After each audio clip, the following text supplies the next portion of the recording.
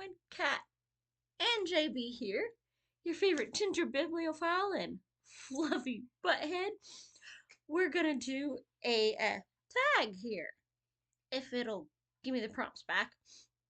It's the Bookish Elements Tag. It was created by Sarah over at My Granny Era, and I was tagged by Pat over at Book Chat with Pat. So I've actually got her video pulled up here. Of course, now it's showing me an ad so that I have the tags. And we're just going to go off the cuff with this because, well, yeah, that's what we do if we don't have to pick a book. If it's just questions, we just go on with it. And, well, speaking of elements, I'm waiting for the spring weather element, so we're a little springy. I don't know if you can tell, but those are roses that I've got all over my shirt. And actually, my skeleton has some roses because it's spring. Where's my flowers? Dang it. I was gonna plant some this weekend, and then I looked at the forecast. It's gonna be 80 degrees on Sunday. And then, like, 36 a couple days later. So, you know what? We're gonna pretend that it's springy, and we're gonna answer some bookish questions. And Sarah says, I'm excited to share with you a new tag I created. The Bookish Elements Tag. This is all about the stuff we use to accessorize our reading. I like that.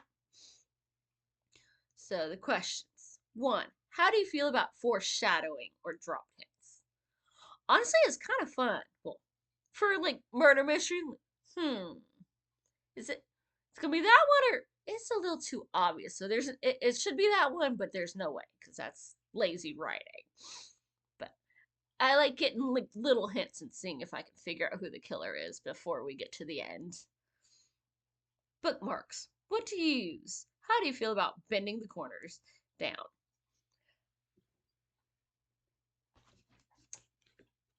I've got to use that tape lamination and do some up, but I've got my Lord of the Rings ones that I bought off eBay years and years ago.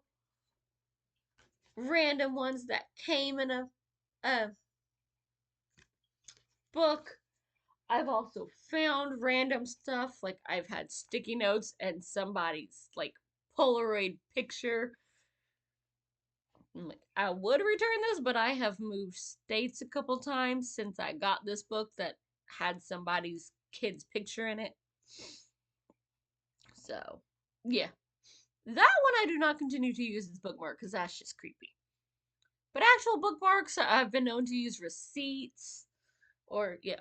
Alright, I'm sticking my phone in there if it's just a, yeah, not overnight, just a quick, oh, I have to go do this and mark my place. Don't be bending the corners. It happens on accident sometimes. I have bought books and it's dog-eared or, oh, fine.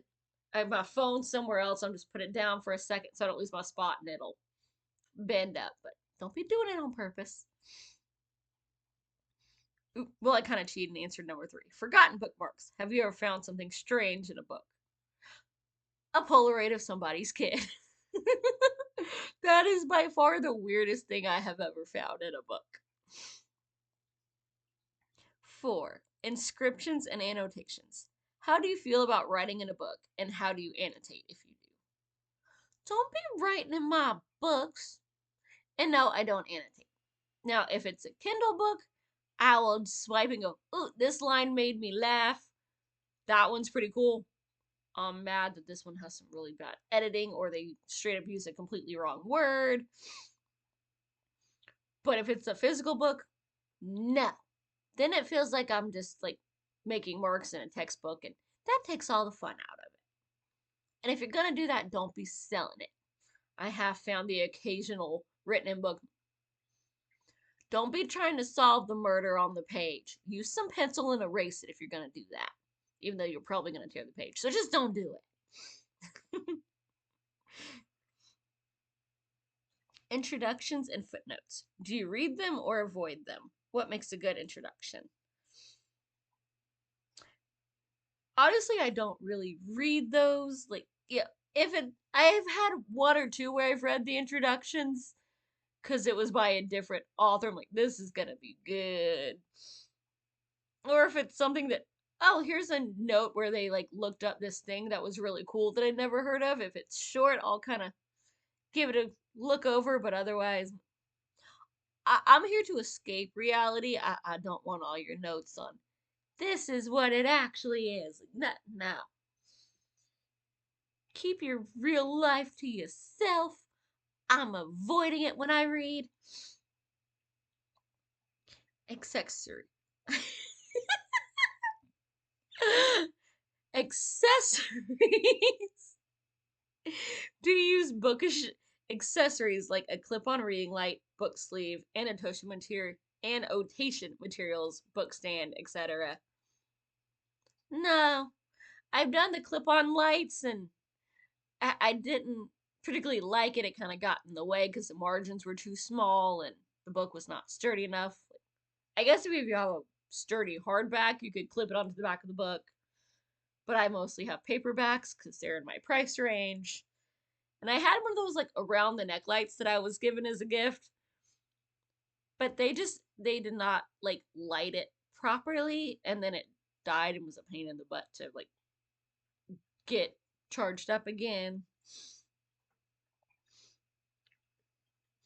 Art and illustrations. How do cover art and illustrations affect your reading experience? The cover art, yeah. Initially, I will be like, ooh, this is pretty, even though I don't know why, because it's just going to be the spines out. I don't have enough space to be like, ooh, this one's pretty. Let's face it out. It's just going to be in my shelf.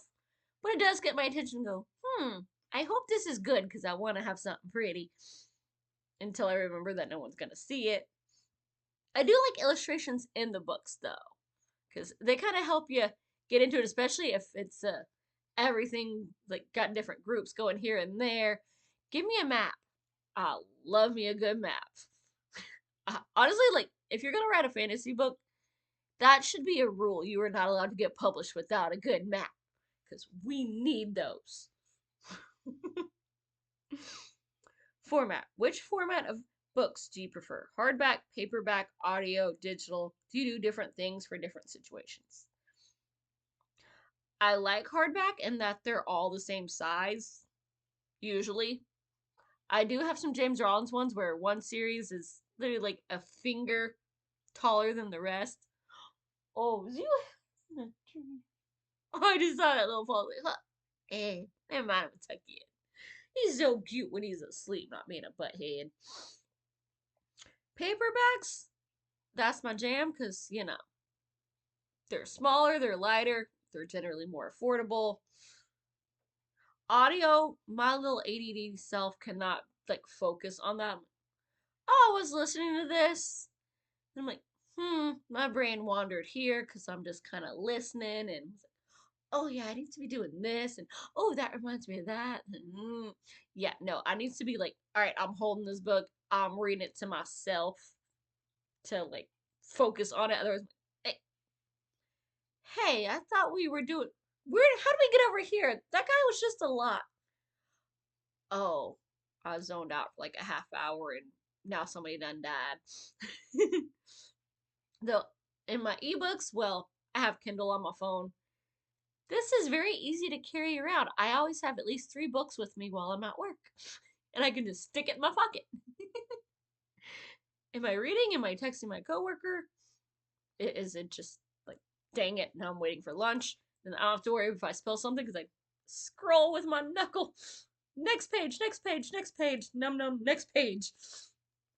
And I usually can get a good, every now and then they'll be like, hey, do you want to come back to us? Here's a free trial. And then I get all these authors that I cannot freaking afford their books, but I can read that whole series before my trial's up. Tag some people. Let's see here. This is a really old one. I was tagged, yeah, a few months ago. But let's see here. Who hasn't done this one? We're gonna tag Elaine, our dragon mother, and my chaos gremlins, Ven and Noah. Who else might have fun with this?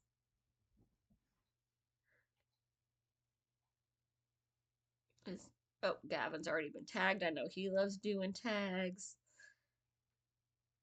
We'll go with Alan over at Big Herd Books and Classics.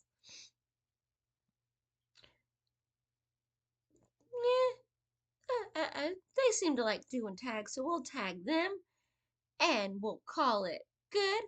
And hopefully y'all enjoyed that, and I will see you soon. Bye. Happy reading.